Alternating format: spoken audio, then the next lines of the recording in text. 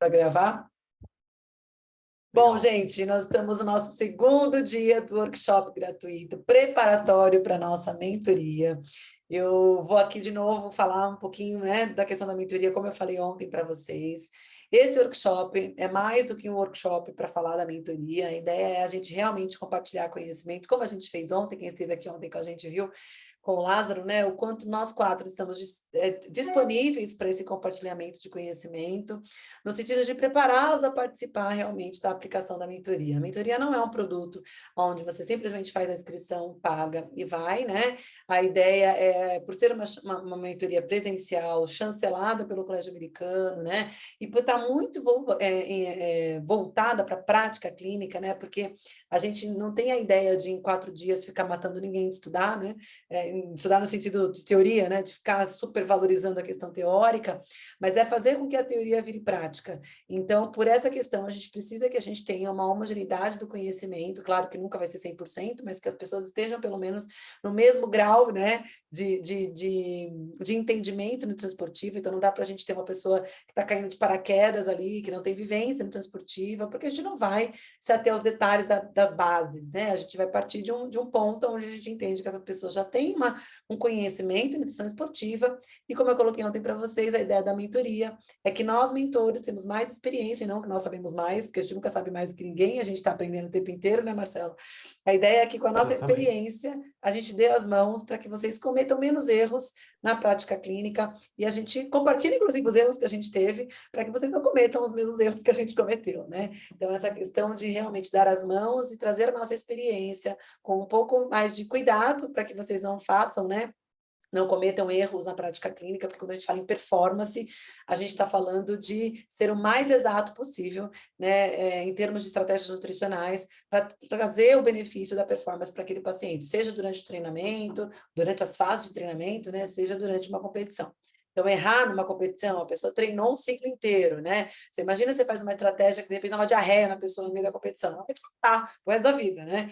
Então, esses cuidados a gente tem que ter realmente pensando nisso. Eu vou só compartilhar de novo aqui com vocês a landing page da mentoria, né, para que vocês, deixa eu só mudar aqui um pouquinho, para que vocês, para quem não esteve aqui ontem, né, ou até me repetindo para quem já estava, né, para que vocês possam ali ver todo o conteúdo que a gente tem em relação à mentoria, né, eu já falei para vocês que nós fizemos, eu e o Lázaro, 4 edições da mentoria 2019-2020, num outro formato, e para esse ano, depois de pandemia e tudo que a gente viveu, a gente reformatou esse projeto, que é um projeto que eu acredito muito, eu gosto muito, né? Eu convidei o Marcelo e o Valdir para fazer parte desse projeto comigo, para que a gente tivesse ainda mais pessoas engajadas no processo de ensinar a prática em nutrição esportiva, né? E o Lázaro vem com toda a bagagem que vocês viram ontem de interpretação de exames laboratoriais, que é algo extremamente importante quando a gente pensa em nutrição esportiva.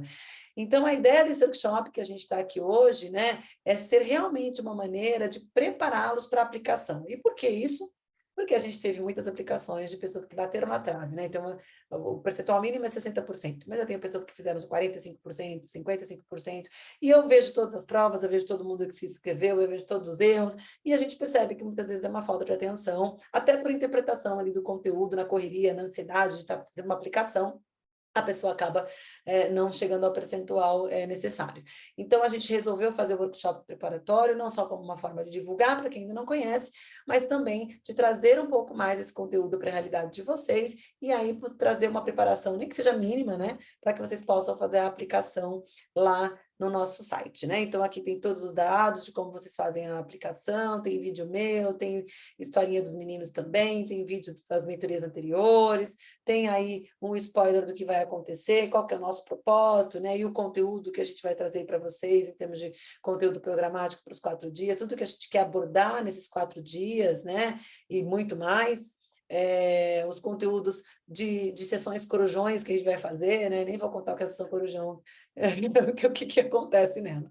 Mas, enfim, os benefícios, né? Eu só queria esclarecer uma coisa para vocês que eu acho que eu deixei um pouquinho no ar ontem, né?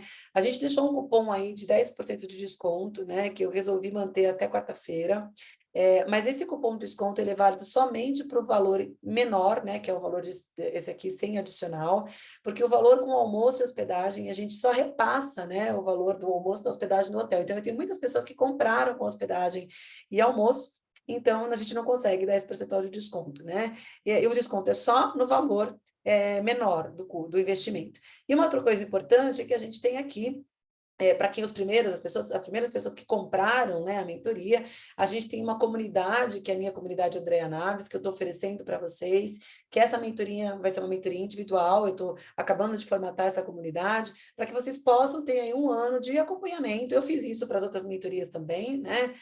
A gente até tem um grupo que se mantém até hoje, os grupos das outras mentorias, e, enfim, os grupos são tantos grupos que os grupos vão ficando silenciosos, né? Mas no começo a gente fez bastante sobre isso, essa mentoria de dar conteúdo, de ajudar nos casos clínicos, né? Fazer uma mentoria realmente adequada para os primeiros que se inscreveram. Então, esse cupom de desconto que a gente está oferecendo nesses 3 dias não dá direito a essa comunidade, só para deixar um pouquinho claro aqui para vocês, que eu esqueci completamente de falar isso ontem, hoje conversando com a agência, que é a empresa que nos organiza, eu estou falando porque eu não falei ontem. Enfim, então, esse é o conteúdo que a gente tem aqui. Então, como eu falei para vocês, a ideia de hoje e desses 3 dias é sempre a gente pensar em compartilhar conhecimento. Quem me conhece aqui há mais tempo sabe o quanto eu priorizo por isso, né? É claro que é o nosso trabalho, por isso que tem um valor envolvido, tem um investimento ali envolvido, né? Eu falo que tem uma diferença muito grande entre custo e investimento, né? Eu entendo isso como um investimento para a vida de vocês. Eu fiz os investimentos na minha vida e faço, continuo fazendo a toda viagem internacional, a todo congresso internacional que a gente vai. Então, eu penso sempre que é um investimento e é o nosso trabalho, então por isso tem esse custo envolvido, mas, enfim, eu espero que a gente consiga, com os workshops, mostrar um pouquinho o que a gente quer conversar lá nesses 4 dias, de 16 a 19 de março, aqui em São Paulo, tá? A gente tem algumas vagas ainda, a gente fez uma divulgação massiva agora em janeiro, tive muitos inscritos, graças a Deus, né? E a gente está aí caminhando para fechar as nossas turmas. Ah, só uma outra coisa interessante, esse valor que vocês viram aí na landing page, ele vai se pendurar somente até domingo, né? Na próxima semana a gente vira o lote e a gente muda o valor aí da mentoria, tá bom? É isso, gente. Vamos começar, né, Mar? O Marcelo, Bora! então, é um dos nossos mentores, é o nosso mentor que entende tudo de testes e entende tudo de gasto energético e como calcula, né? E como a gente fica...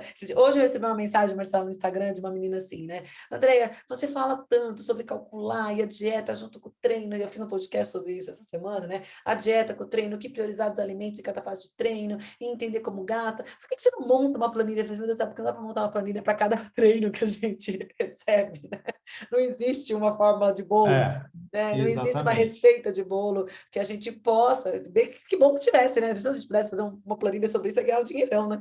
Mas não existe uma receita de bolo. Cada paciente é um paciente, cada treino é um treino, cada forma de treinar. E Exatamente. tem uma outra coisa, que é a rotina das pessoas, né? Eu Exatamente. até passei a compartilhar minha rotina de treino e dieta esses últimos dias aí, né? Para vocês verem que a gente pode escolher inúmeras estratégias de diversas maneiras. Então, eu fiz, por exemplo, um train long na segunda, hoje já fiz um train high e taquei carboidrato na dieta durante o dia, né? Amanhã eu vou treinar em jejum. Eu posso escolher a estratégia que eu quiser frente ao treino que eu estou observando, frente ao Exatamente. treino que eu vou fazer. Só que, com certeza, a maior dificuldade é o que a gente vai discutir aqui hoje com o Marcelo, que é gasto energético, né, Mar? Sem dúvida, sem dúvida, sem dúvida. Pronto, falei. Chega de Maravilha, falar. legal, show. Vamos lá. Bom, primeiro, André, mais uma vez, obrigado. Eu gosto de agradecer assim, Tamo sempre quando junto, tem né? alunos para a gente, né? É um projeto super bacana. Acho que todo mundo que está aqui busca por informação, sobretudo, não basta só a gente ficar na teoria, a gente precisa ter compartilhamento de aspectos práticos, né? Acho que hoje a gente vai passar isso, e claro que a mentoria visa, sem sombra de dúvida, passar a prática na nutrição esportiva, né? Eu falo que você falou assim, a gente aqui compartilha acertos e erros, né? Eu lembro que a primeira vez que eu montei uma dieta, a gente não tinha muito acesso à informação como tem hoje, né? E a Sim. primeira vez que eu montei uma dieta para um sujeito que queria ganhar massa muscular, ele voltou 45 dias depois com 2 quilos a menos de massa muscular, né? E eu não sabia o que responder para ele, né? Então eu olhei para a cara dele e falei assim, Que deu um desespero. tapa no ombro dele, falei assim, fica tranquilo, primeiro a gente perde, depois a gente Você ganha. ganha. E por aí foi, enfim, né? Eu falei, não, Essa foi boa. preciso que se aprofundar um pouco mais. Então, todo mundo erra, todo mundo está passivo de erro, enfim, mas hoje a gente tem ali a informação muito mais fácil, Mais né? E fácil. pessoas também que, como nós, já temos aí algum tempo vivenciando essa prática, que, de certa forma, facilita, digamos assim, o entendimento de alguns aspectos, né? Deixa eu fazer um compartilhamento. André, só Deixa eu te habilita aqui liberar, né? Detalhe básico. o compartilhamento. Pronto, te liberei, Mar. Isso. Deixa Para. eu fechar aqui a apresentação, compartilhamento, ok. Perfeito, acho que... Ok, André? Foi, Vendo ver tá a ótimo. tela? Sim, sim, sim, tá compartilhando. Beleza. Bom,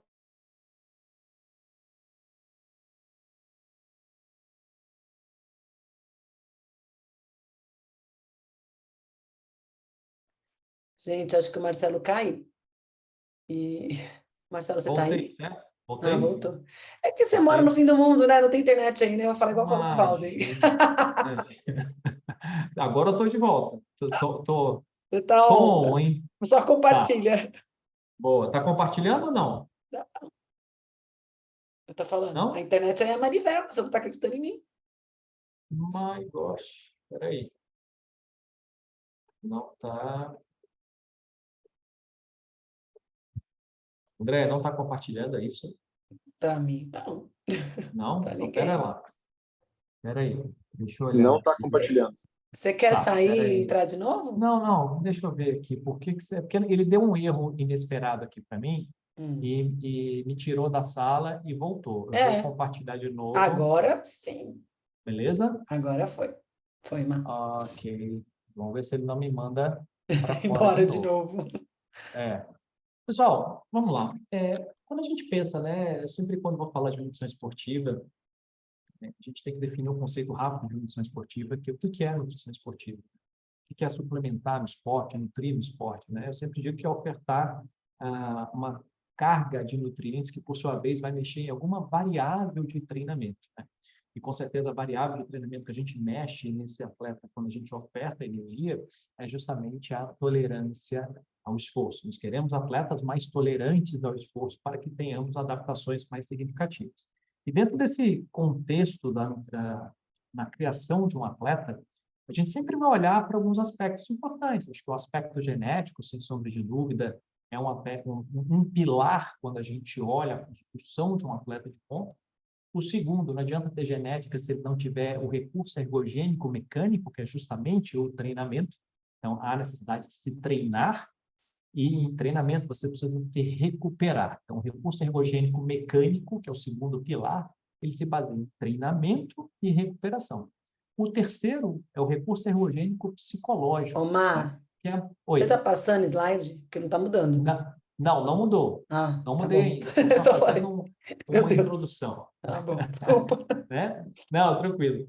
E aí a gente tem o recurso ergogênico psicológico, que é a motivação. A gente precisa, então, que esse atleta esteja motivado com aquela modalidade. E, por fim, claro, o quarto e importante pilar que a gente vai discutir, obviamente, é a nutrição. Genética, treinamento, recuperação, mesmo pilar, motivação e nutrição. Nutrição hoje, sem sombra de dúvida, é um pilar de extrema relevância na construção de um atleta e, claro, de um praticante de atividade física.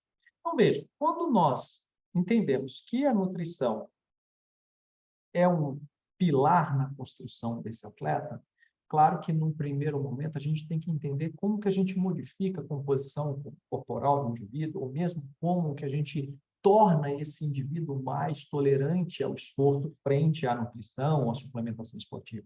Claro que, num primeiro contexto, a gente sempre vai melhorar a qualidade nutricional desse indivíduo. Olhar para as escolhas alimentares é o passo principal para que tenhamos um ambiente mais harmônico, seja na tolerância ao esforço, seja na recuperação. Beleza. Dentro desse cenário, a partir do momento que a gente faz essa abordagem qualitativa com esse atleta, nós vamos olhar, obviamente, para o estímulo que esse indivíduo se submete. Se ele é um indivíduo que está focado em treinamentos resistidos, se ele é um indivíduo que está focado em treinos de endurance, se é um indivíduo que faz uma simbiose entre treinos resistidos e treinos contínuos, os treinos aeróbicos. Perfeito. No segundo momento, a gente entende esse cenário e faz uma estimativa do gasto energético, entendendo a composição corporal desse indivíduo, volume de treinamento, intensidade de treinamento. Saindo disso, então, a partir do momento que eu determino é interessante que eu até vou me corrigir. Uma coisa é estimar, a outra é determinar. Estimar, a gente faz isso na grande maioria no consultório, porque a gente usa fórmulas para estimar o gasto energético, mas nós podemos também, eu vou mostrar isso, é o que a gente vai fazer na mentoria, que eu vou mostrar um exemplo aqui, nós podemos determinar gastos energéticos, né? Então, esse é um ponto importante, quando a gente consegue determinar uma determinada variável, a gente consegue ter resultados ou aplicações mais robustas, mais fechadas, com um viés um pouco menor. Então, a partir do momento que a gente estima ou determina a relação de volume e intensidade de treino, nós vamos partir, obviamente, para a visão quantitativa dessa distribuição energética, fazer esse fracionamento dietético de acordo com o momento, horário de treino, rotina desse sujeito, ajustar a distribuição de macronutrientes a depender do objetivo, se vamos trabalhar com mais proteína, menos proteína, mais carbo, menos carbo, ajustar a oferta de lipídios, por exemplo. Vamos entender que esse ajuste energético impacta diretamente no metabolismo hormonal desse sujeito, né? A gente já tem existe uma série de evidências mostrando que quando nós não ajustamos de forma adequada esse gasto, entendemos esse gasto energético, e nós ajustamos de forma adequada a ingestão energética, nós criamos um desequilíbrio no metabolismo hormonal desse sujeito. A prova mais clara e cabal disso é justamente a deficiência relativa de energia que acomete as mulheres em esportes de endurance, por exemplo, né? Justamente onde você tem um gasto energético que é tal forma no qual a ingestão energética não acompanha esse gasto, né? As restrições calóricas severas. E, por fim, claro, essa suplementação que pode auxiliar todo esse cenário. Claro que isso aqui são os aspectos que regem a nossa intervenção. Sobretudo, o que a gente vai discutir aqui é a importância disso aqui, de estimar o gasto energético, determinar o gasto energético. Por quê? Se você erra aqui, o melhor que seja a sua intenção e a sua vontade de construir um plano adequado para aquele atleta, aquilo pode ir por água abaixo se você erra aqui. Então, esse é um ponto no ambiente esportivo, isso é um ponto de extrema relevância, porque isso determina muitas vezes o sucesso ou o insucesso da sua prescrição. Ô, Má, Então, veja. volta esse Oi. slide aí para o povo tirar um print, porque ficou bem protocolozinho, né? Mais um. Assim? Não, o outro. Oi? Assim, Qual? peraí, olha aí, que Aí. coisa Ah, mais porque está com um linda. delayzinho. É. É, tá com É delay, isso. né? Que Essa é eu a acho que é visão macro do um... processo, né? Isso. Eu acho que isso é bem legal para o pessoal ter aí de direcionamento, tudo que precisa se É. preocupar quando pensa E em o que é como... legal, Né? né? Cada ponto desse é um tópico que a gente, Sim, né, abre para escute. discutir, né? Mas, Obrigada, para viu? mim, um tópico, imagina, esse tópico aqui específico, estimativa ou determinação do gasto energético, entendendo a composição corporal do sujeito, o gasto na atividade física, olhando para o volume e intensidade, é essencial. E o nutricionista esportivo, ele precisa entender isso de forma muito clara, se ele realmente está disposto a trabalhar com nutrição esportiva. Então, é o que eu sempre falo, calcular dieta não é coisa do passado. Calcular dieta pensando nesses atletas é algo extremamente atual e vai continuar sendo atual, uma vez que eu entendo a lei da termodinâmica. A lei da termodinâmica, ela é implacável, a gente precisa entender isso, precisa trazer esse conceito.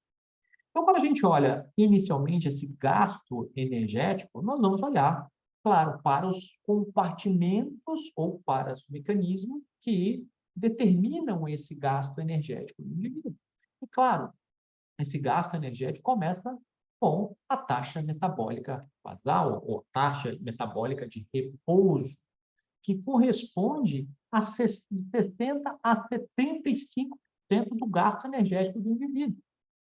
Então, se você erra uma determinação ou uma estimativa de um gasto metabólico em repouso de um indivíduo, sendo que esse gasto corresponde a 70%, pode chegar a 75% do gasto do indivíduo, imagine o erro que a sua dieta já está quando a gente olha para um praticante de atividade física. Saindo, então, dessa taxa metabólica de repouso, a gente vai olhar para o clássico efeito térmico dos alimentos, que não é muito representativo. A gente coloca, assim, didaticamente, de 5% a 10%. Quando muito, a gente vai ali e coloca 5%, quando você tem uma dieta mista, com uma quantidade de proteína usual, mas se você aumenta de forma significativa a quantidade proteica, você pode até dizer que esse gasto de efeito térmico dos alimentos chega ali próximo a 10% da taxa metabólica de repouso. E, por fim, nós vamos ter o que chamamos de NEAT, né, que é o No Exercise Activity Thermogenesis, ou seja, aquele gasto energético não intencional, é aquela atividade laboral do sujeito, e o exercício físico propriamente dito. Claro, esse exercício pode representar aí de 15% até 50%, até mais, em relação à taxa metabólica de repouso, a depender do volume de treinamento que esse indivíduo tem. Então, esse é um cenário que a gente tem que estar, quem lida com nutrição esportiva, claramente tem esse contexto na hora de se estimar o gasto energético do indivíduo. E aí eu quero olhar aqui com vocês, né, trazer essa discussão, quando a gente fala justamente dessa taxa metabólica de repouso. Vejam como é importante a gente entender o que é uma medida, né, por meio de estimativas e o que é uma medida por meio de determinação, como isso pode trazer diferenças significativas.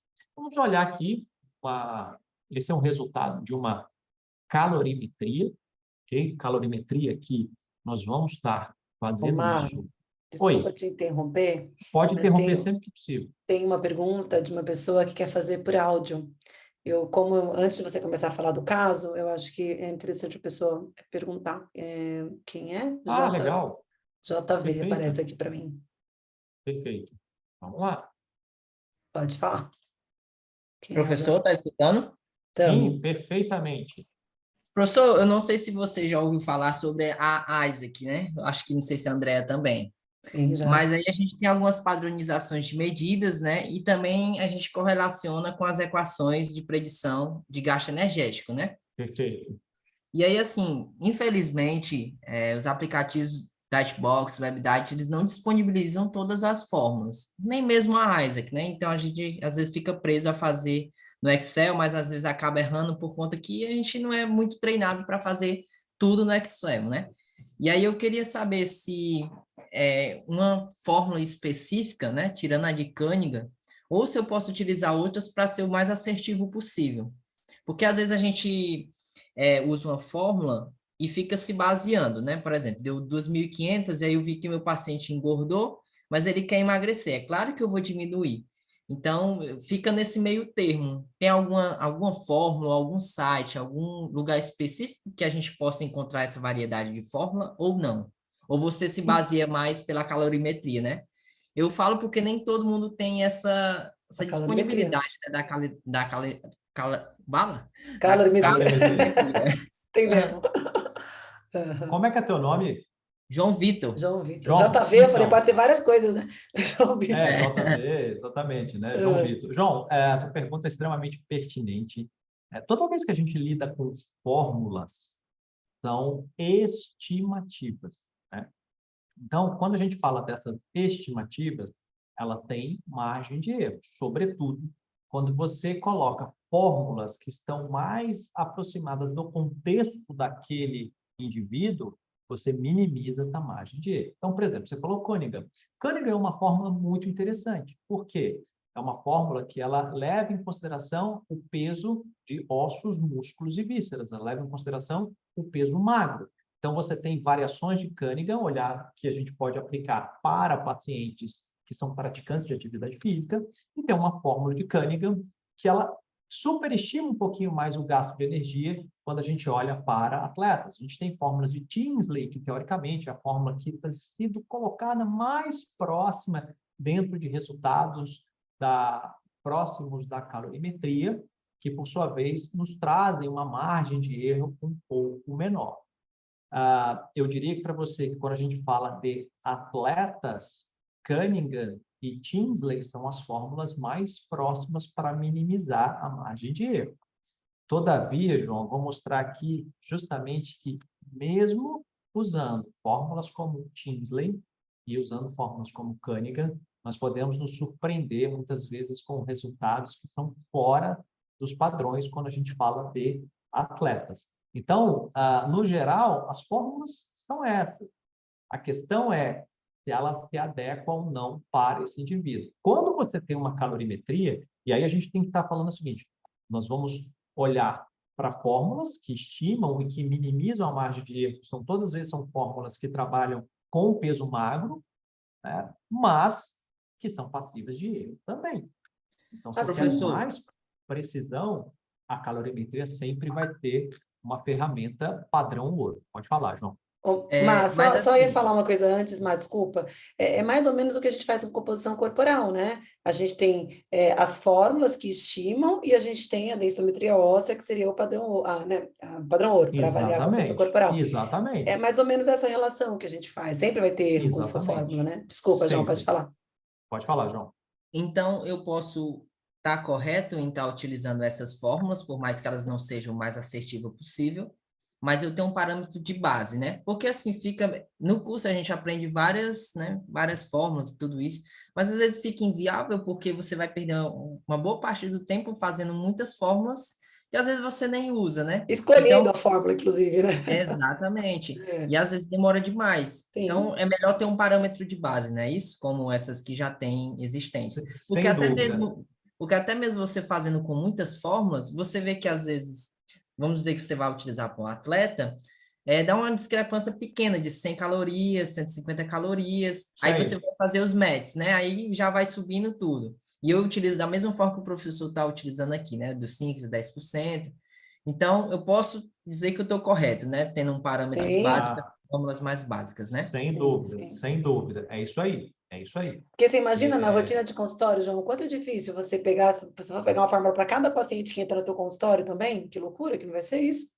É a mesma coisa para a composição Exatamente. corporal, a não ser que seja algo muito específico, né? Que você fala, Tipo assim, um triatleta. Claro que eu tenho isso, que fazer tudo bem direitinho, né? Eu faço os METs e tudo, sim, mas sim, às sim. vezes fica inviável você colocar tudo isso no Na Excel. rotina, é. você tem ali fórmulas que você pode olhar para um indivíduo que pratica atividade física, fórmulas que você usa. Quando eu falo fórmulas, entenda até como uma fórmula, tá? Uhum. Você pode pegar uma fórmula específica para um praticante de atividade física, que leva em consideração o peso magro. Você pode utilizar uma fórmula específica que leva em consideração o peso magro para atletas. E você Sim, tem fórmulas que levam em consideração o peso total como para Harris, né? atletas e para sedentários. Uhum. Então, basicamente, você vai estar escolhendo aí na prática, João, 4 fórmulas, 4, 5, Mas, é. 5 no máximo para você trabalhar. E aí se você usa o Excel, por exemplo, você pode ter elas já todas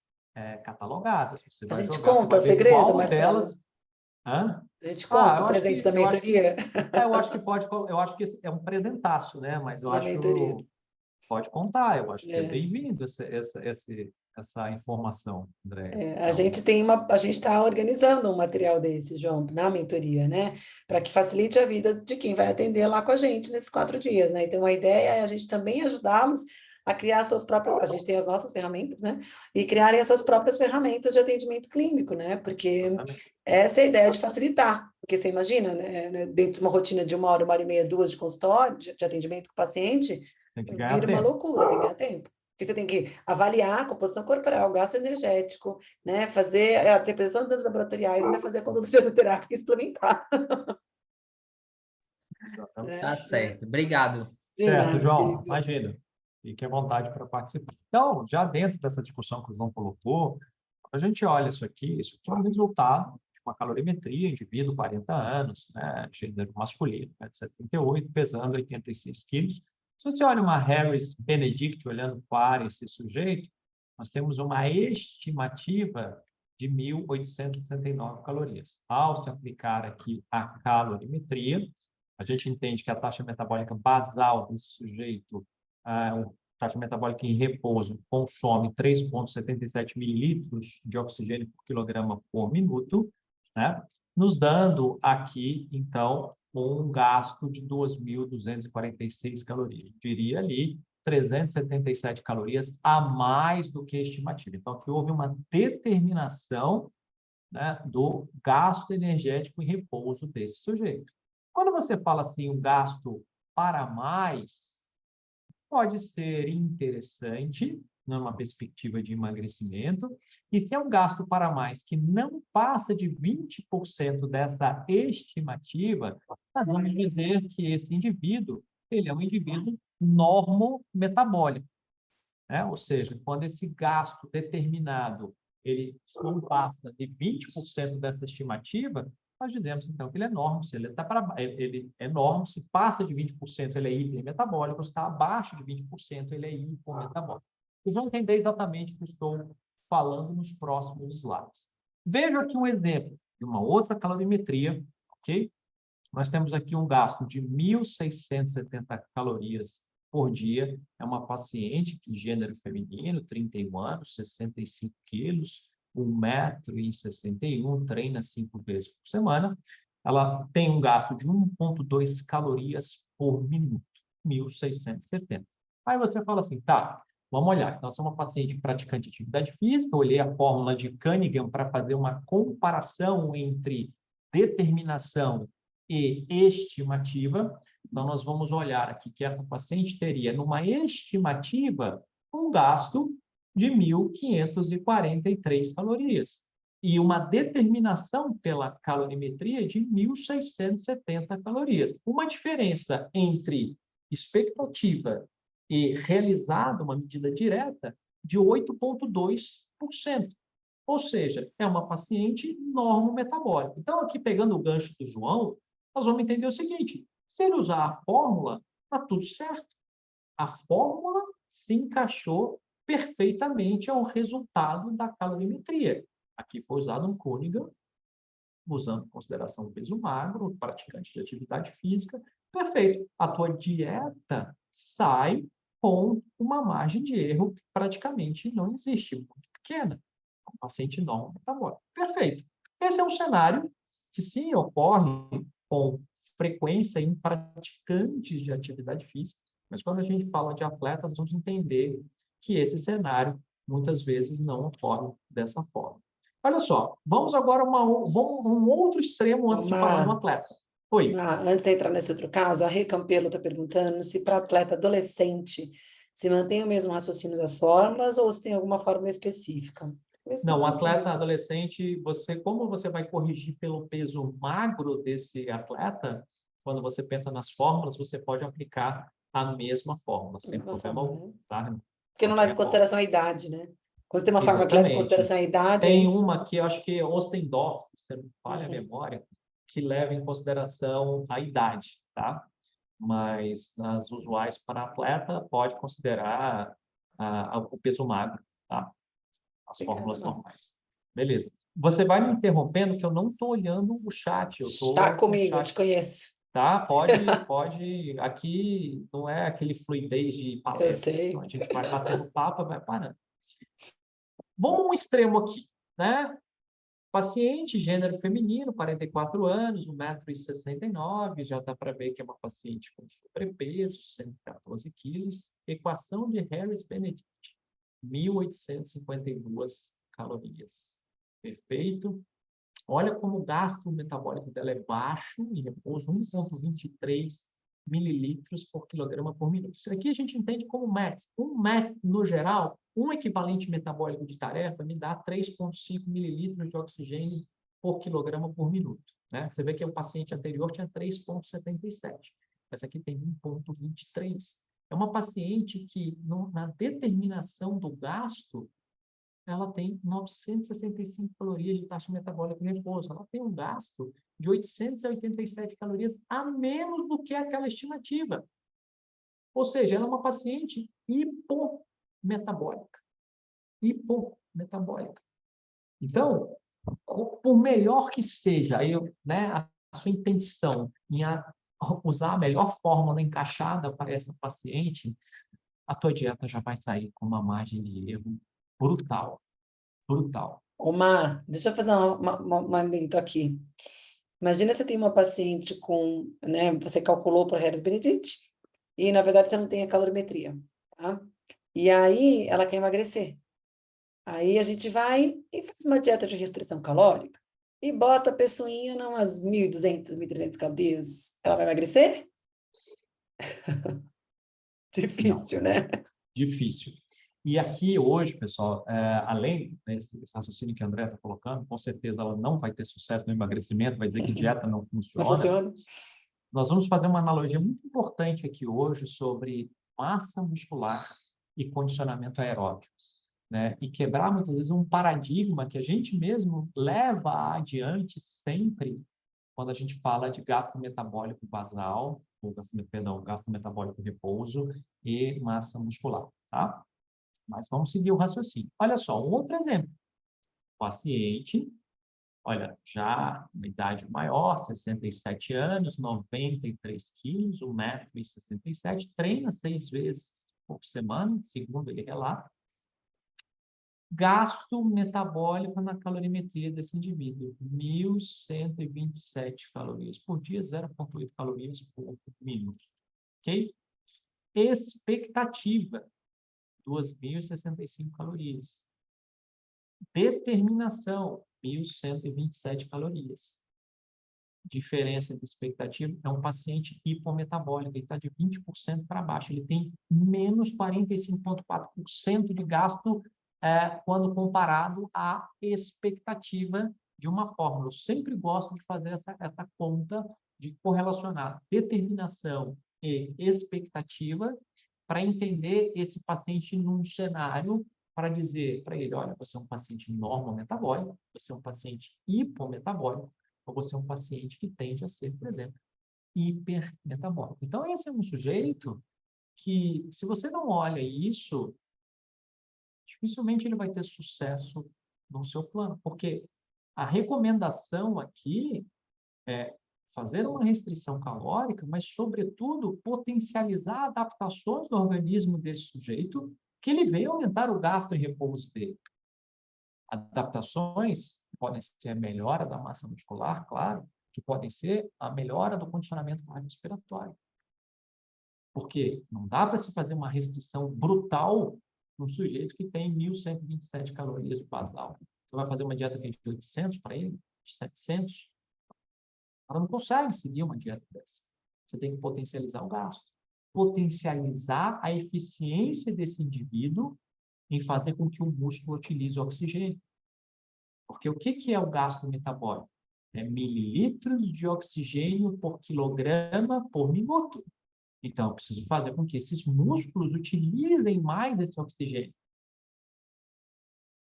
Então, esse é um ponto que a gente vai fazer as conclusões. Porque, veja, quando a gente olha para esse cenário de um paciente hipometabólico, como os dois exemplos que eu dei anteriores, o primeiro raciocínio é dizer o seguinte, olha, esse sujeito precisa ganhar massa muscular.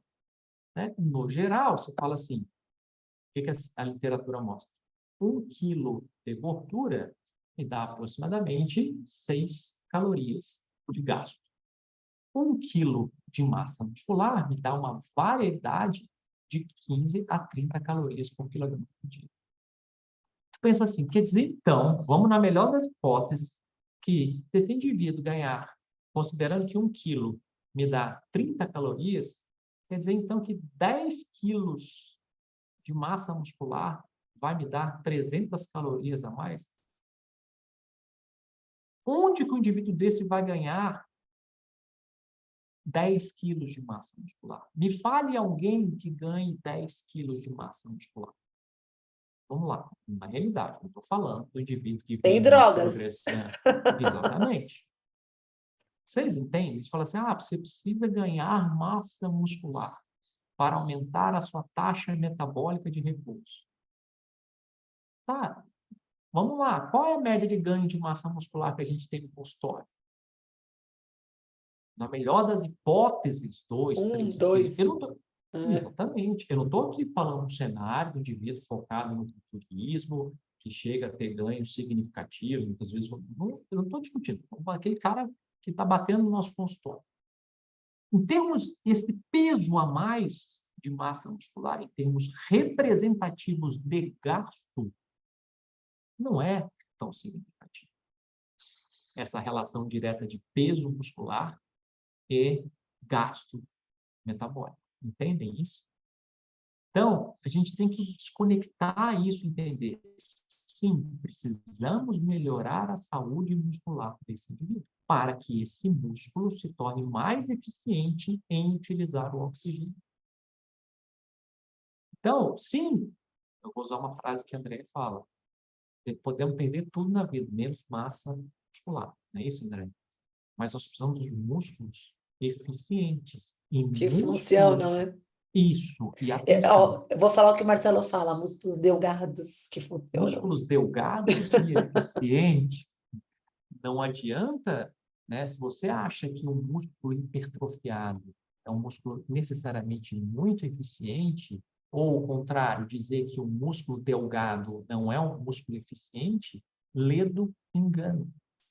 Vou dar um exemplo. Ciclistas do World Tour. Você pega um cara do Tour de France que pesa 58 quilos, 60 quilos, tem um gasto metabólico em repouso absurdo. E a massa muscular dele? É o famoso chassi de grilo, né? Aquele magrinho, mas você fala, pô, mas esse cara não tem volume muscular. Ele não é um cara hipertrofiado, mas gasta energia em repouso e, obviamente, no exercício de forma muito eficiente. Então, vamos parar de achar que aumentar gasto metabólico em repouso diz respeito a peso muscular. Não. Diz respeito à função do músculo esquelético, à otimização da função do músculo esquelético, que não necessariamente está associado à hipertrofia do músculo, e sim à capacidade desse músculo de utilizar oxigênio. Claro, você pode botar o indivíduo para ganhar massa muscular. Se você achar que é esse o caminho só, pensando em gasto energético, você fica sem argumento. Porque aqui eu estou mostrando, se o cara ganhar 2 quilos de massa muscular, na melhor das hipóteses, em termos de peso muscular e gasto, nós estamos indo para 60 calorias a mais. Isso é representativo do gasto energético do indivíduo? Não. Não. Então, pessoal, vamos olhar aqui uma situação de um triatleta. Ok? Aqui. Na verdade, essa aqui não é uma triatleta, perdão. Essa aqui é uma corredora, tá? Maratonista. Idade, 45 anos. Né? Vamos lá. Mulheres acima de 40, já têm as suas preocupações, né? Isso, André, as preocupações hormonais, aquela coisa toda, parará, parará, parará, e por aí vai. Bom, 45 anos, 55 quilos, né? Olha só aqui. Gasto energético dessa paciente em repouso. 2.121 calorias por dia. Ela tem um gasto de 1,5 calorias por minuto em repouso. 2.121 uma paciente, olha só, 55 quilos. 1,64 m, baixinha, magrinha, delgada. Você olha para ela, corpo de maratonista. Aí, vamos olhar aqui. Olha lá, vamos usar Tinsley com ela. 1.431 calorias. Não é hipermetabólica, ela é super Calorimetria, metabólica.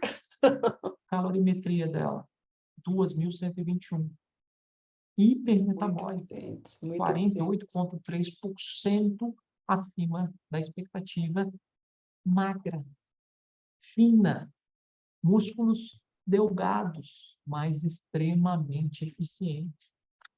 Eu vou dizer para uma das ganhar massa muscular. Ela tem músculos eficientes, ela capta oxigênio com muita eficiência, ela distribui oxigênio com muita eficiência e o músculo dela usa as moléculas de oxigênio com muita eficiência. E quando a gente olha a diferença arteriovenosa. Então, a gente começa a entender que atletas de endurance, apesar de pouca massa muscular em termos de volume, são extremamente eficientes em gastar energia em repouso. E aí, muitas vezes, a fórmula, imagina se eu monto a dieta para essa paciente olhando a expectativa, com a melhor das formas. Olha só, Ela pode entrar em overtraining, em overtraining, não, em Isso que eu ia déficit falar. energético, né? Em déficit energético. Só a taxa metabólica de repouso dela, só a taxa metabólica de repouso dela é 45 calorias por quilograma de peso magro por dia. Só a taxa metabólica de repouso. A gente vê dados na literatura, por isso que a gente, olha só que interessante, né? A gente vê dados na literatura dizendo assim, posicionamentos, que não devemos fazer restrições calóricas com mulheres atletas com dietas menos que 30 calorias por quilograma de peso magro. E a recomendação é no mínimo, não é nem no mínimo, a recomendação não é no mínimo, mas a recomendação, não fazer menos que 30, mas a recomendação é 45 calorias por quilograma de peso magro, quando a gente pega os posicionamentos mais recentes. Então, veja que a gente, no normal, se você passa 45 calorias por quilograma de peso para uma mulher, uma atleta, você fala assim, nossa, é uma dieta hipercalórica. No caso dela, é uma dieta que só tende, que só atende a necessidade dela em repouso. Aí tu fala assim, Marcelo, isso aqui é uma condição fora da curva. Peraí, nós estamos falando o que aqui nessa aula? Nós estamos falando de tratar atletas, de acompanhar atletas. E quando eu falo de nutrição esportiva, a essência da nutrição esportiva não é a nutrição estética focada na simetria muscular ou definição muscular. A essência da nutrição esportiva é na tolerância ao esforço. A base da nutrição esportiva são os esportes de endurance. É onde a gente tem todos os guidelines construídos. Então, o que eu estou querendo chegar é que esse cenário dessa atleta, ele se repete em vários outros atletas. Eu trouxe um exemplo. Tem inúmeros exemplos. Eu tenho vontade, inclusive, de pegar todos os dados e começar a compilar. Falar assim, olha aqui, eu tenho uma estatística de consultório que mostra que a maioria dos atletas de endurance, entre atletas e corredores, tem uma taxa metabólica de repouso para pacientes como pacientes hipermetabólicos. Então, entendam isso. Entendam isso. E aí é o que eu falo, se a gente erra na estimativa, a dieta já está errada.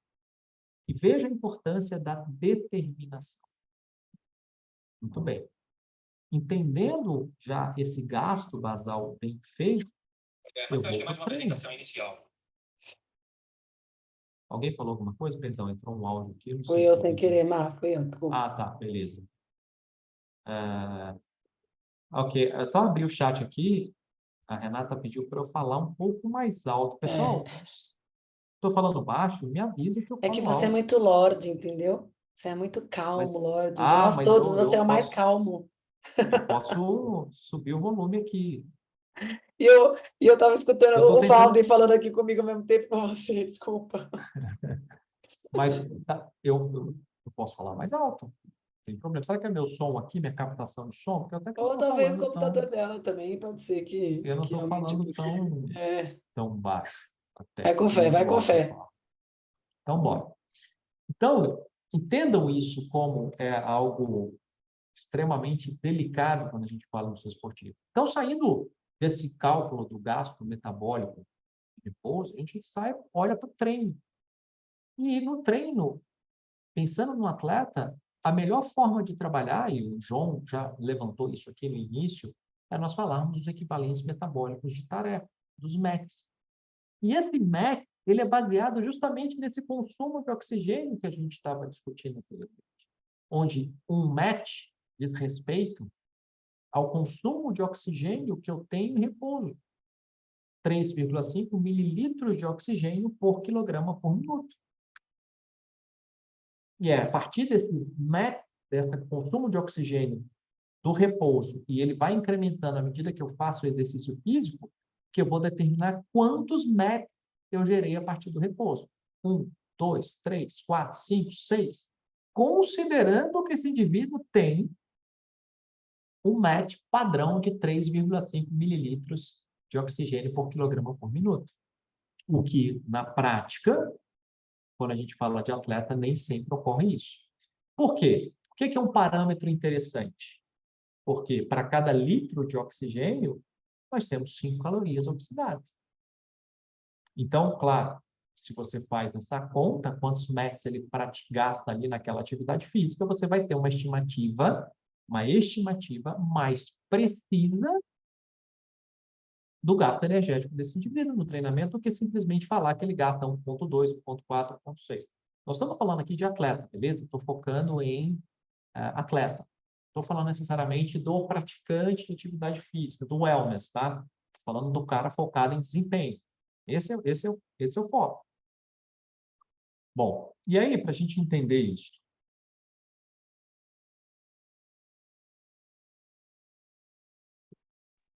Acho que é importante a gente dizer também que boa parte dos atletas que a gente cuida no consultório são atletas amadores, né? São atletas que têm vidas paralelas, né? Que treina, que trabalha e que faz outras coisas além de Exatamente. treinar. Muitas vezes treina de madrugada pela manhã, treina no final do dia, faz um treino no meio do dia na hora do almoço, que tem vida de atleta, mas que não vive do esporte, né? Praticamente. Muitos deles não vivem do esporte, né? Exatamente. E eu falo que é pior ainda, né? É muito É pior difícil. ainda, porque o cara tem toda a carga, Sim, né, de treino, de compromisso do esporte em si, e ainda tem uma carga laboral, da né? vida, é. Então, a exigência é muito maior. Então, quando a gente fala de consumo de oxigênio, eu tenho aqui um exemplo de um teste incremental, que é justamente o teste que a gente vai fazer na mentoria, um teste incremental de wattagem de potência até a fadiga voluntária do atleta. E o atleta está ali, o gráfico mostra o incremento de potência, né, e o consumo de oxigênio desse indivíduo. Você vê que a atleta aqui, o teste parou na incapacidade dela de manter a cadência proposta com a carga proposta. Então, o teste encerra, não é um teste submáximo, é um teste máximo.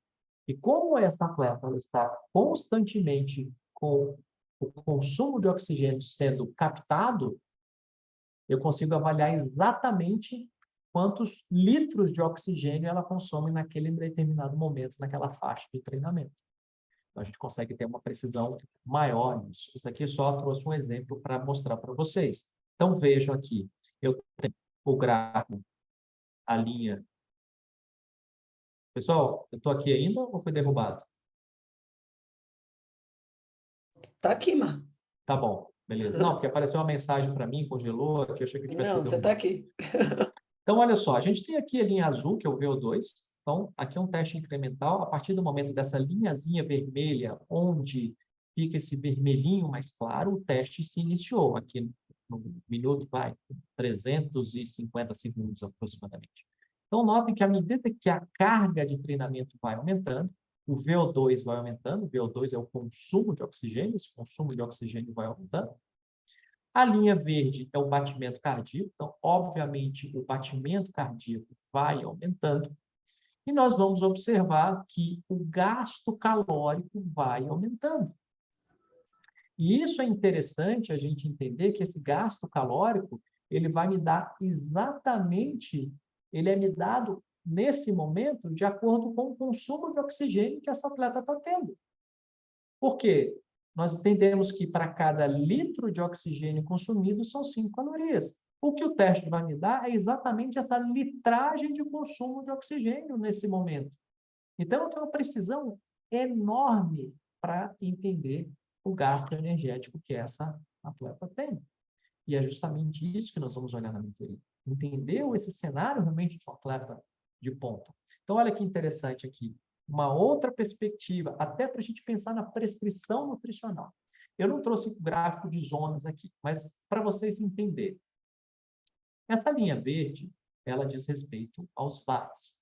Ou seja, percebam que a cada 2 minutos existe um incremento dessa potência. Estou aumentando a potência. Essa atleta estava pedalando, sei lá, aqui a 110 watts, depois ela subiu no segundo degrau a 150 watts, depois a 175 watts, depois a 200 watts, até ela finalizar o teste. Então, uma escada de watts, onde eu vou botando ela para fazer um esforço. Okay?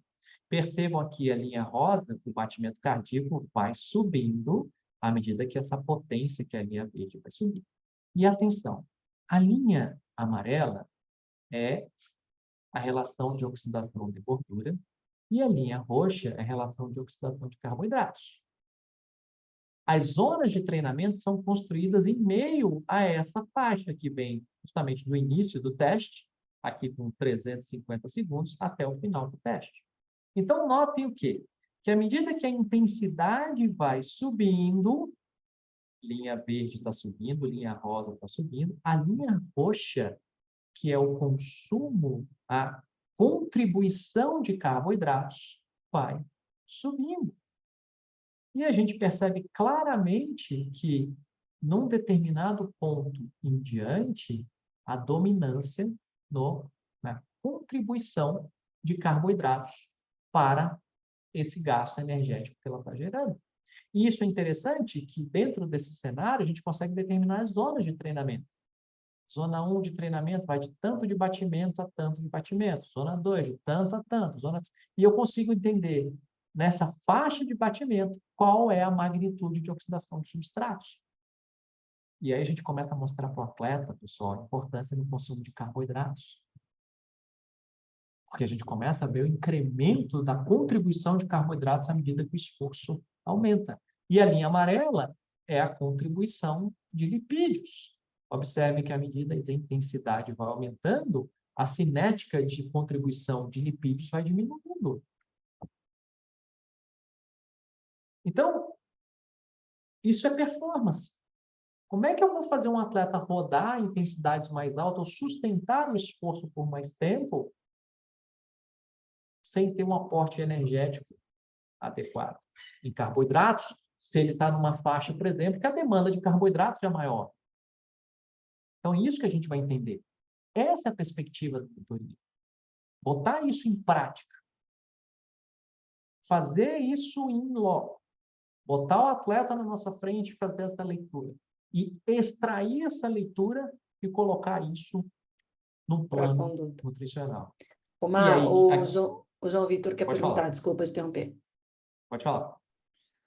Só dar ênfase ao que o professor falou, né? Eu estava lembrando do atleta que eu acompanho ele é triatleta, né? E quando ele chegou para mim, justamente a questão maior dele era essa do carboidrato. Ele adoecia demais, se sentia muito fraco, né? Ele é da rede pública, então ele não tem esse conhecimento sobre os nutrientes, né? Dieta em si. E aí ele ia mais pela base do achismo, né? Vamos dizer assim. Então, ele foi aprendendo com o tempo, né, sendo triatleta, a fazer as modificações no estilo de vida, né, na alimentação, mas em relação ao carboidrato, ele tinha medo. E, por incrível que pareça, ele levava muitos campeonatos. E aí a gente ajustou o carboidrato e foi justamente o que aconteceu. Somente o carboidrato, às vezes eu coloco até bolacha para ele, biscoito recheado, porque ele gasta tanta energia proveniente do carboidrato que às vezes não faz tanta diferença. Que às vezes a gente quer colocar algo com muito carboidrato e acaba não sendo legal, mas às vezes o consumo do gasto energético dele é tão alto que é impossível não pôr algo assim, um doce, uma coisa. João, sem dúvida, a gente pensa durante os treinamentos, a gente tem as recomendações, a gente vai discutir isso na mentoria, as recomendações de carboidratos para os treinos de longa duração, a depender do tempo de treinamento e intensidade. E as proporções, quando você fala de um doce, alguma coisa assim como você bem colocou, as proporções de glicose e frutose que fazem toda a diferença nessa eficiência de oxidação desses carboidratos pelo músculo. Então, sem sombra de dúvida. E aí, às vezes é o que eu falo assim,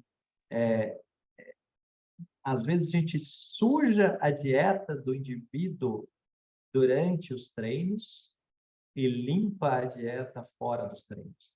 Esse é um conceito que a gente pensa em atletas de endurance que você precisa, né? Eu falo que é o train dirt, eat clean.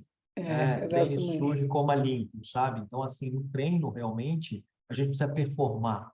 E performar, eu até dou uma aula sobre isso, sobre, né, as adaptações intestinais dos atletas de endurance, onde existem mecanismos de compensação quando você até suja também essa dieta intra-treino, né? Mas por aí. Agora, e aí, para fazer esse gancho que o João colocou, do medo de carboidratos, e eu gosto de mostrar isso e tirar o medo dos carboidratos dos atletas, Olha que interessante essa atleta que a gente está. Eu não vou entrar nos detalhes todos aqui do resultado, que não é o propósito, mas eu vou chamar a atenção aqui dessa telinha que eu puxei aqui em vermelho no canto direito. Tá? Professor, aqui a gente, não sei se a Andrea conhece, né? Mas a gente usa muito aqui a rapadura, eu sou do Ceará, aqui de Fortaleza, né? Rapadura, Maravilha, aqueles cajuzinhos, né? Claro, Goiabada. goiabada, amo. maravilha. Imagina, Um bisnaguinha com goiabada, hein? goiabada, Delícia. dá para você acertar uma relação glicose-frutose que fica Perfeito. show de bola, Verdade. show de bola, Verdade. Maravilhoso. Mais barato que muito mais show de suplemento por bola. aí. Ainda faço em pedacinhos quadrados, eu faço o quadrado no papel alumínio, é só tirar e jogar para dentro, você não precisa nem ficar mordendo, já Morder. um por... a gente dá jeito para tudo. Mas olha só, essas faixas aqui, elas são determinadas de acordo com a resposta do treino. Quem faz exercício de endurance entende o que é uma Z1, Z2, Z3, Z4, assim. Mas grande parte dos atletas de endurance treinam em Z2, né? Nessa segunda zona de treinamento. É uma zona de treinamento que é considerada de baixa intensidade para intensidade moderada. E muitos atletas justificam, tem uma zona de baixa intensidade, de intensidade moderada, muitas vezes não se justifica consumir carboidratos. Entenda que o simples fato de você subir numa bicicleta, eu fiz um post disso um tempo atrás, e ficar 4 horas, 3 horas pedalando, 2 horas que seja, já é um estresse metabólico altíssimo. Você tem uma liberação contínua de cortisol para glicorregular, diferente de um Glicemia, treino inclusive. intervalado, exatamente, para manutenção da glicemia. Diferente de um treino resistido, que você tem estímulos e recuperação. Estímulos não, é um ambiente extremamente estressor, uma atividade de endurance. E por menor que seja a intensidade, ela é contínua. E o mecanismo de glicorregulação pelo cortisol, ele é contínuo. Então, é estressante colocar o indivíduo numa atividade aeróbica. E não é o fato da zona ser de baixa intensidade que eu não preciso usar carboidratos. Eu quero mostrar um raciocínio para vocês. A gente pode até fazer uma continha juntos aqui. Olha só, essa atleta, para treinar em Z2, ela tem um gasto de 10,6 calorias a 15 calorias por minuto de gasto em Z2, quando ela está ali, a 132 a 159 batimentos.